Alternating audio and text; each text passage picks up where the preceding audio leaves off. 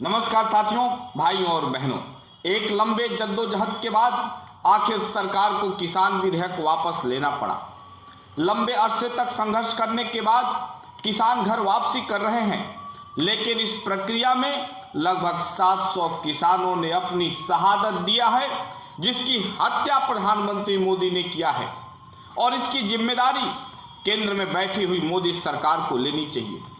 बहुत पहले सदन में राहुल गांधी जी ने स्पष्ट किया था कि सरकार को घुटने के बल झुककर इस विधेयक को वापस लेना पड़ेगा।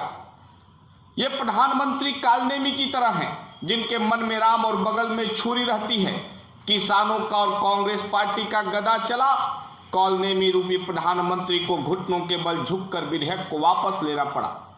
साथियों, इस देश में जब पहली सरकार बनी थी, पंडित जवाहरलाल नेहरू जी प्रधानमंत्री बने, उस समय जमीनें जमींदारों के हाथ में थी।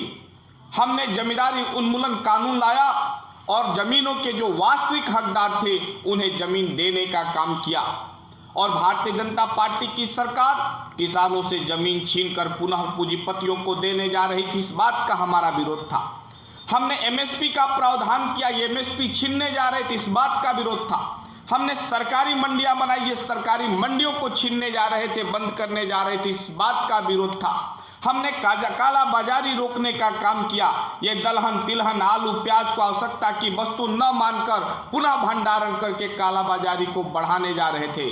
साथियों, इस देश में भारतीय जनता पार्टी लगातार जोर और जुर्म को बढ़ावा देती जा रही है।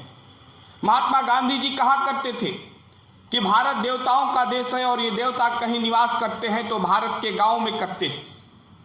और भारतीय जनता पार्टी इन देवता रूपी किसानों पर अपराध और जुल्म करने जा रही थी, जिसका हमने विरोध किया और आज सरकार ने अपने बिल को वापस लिया।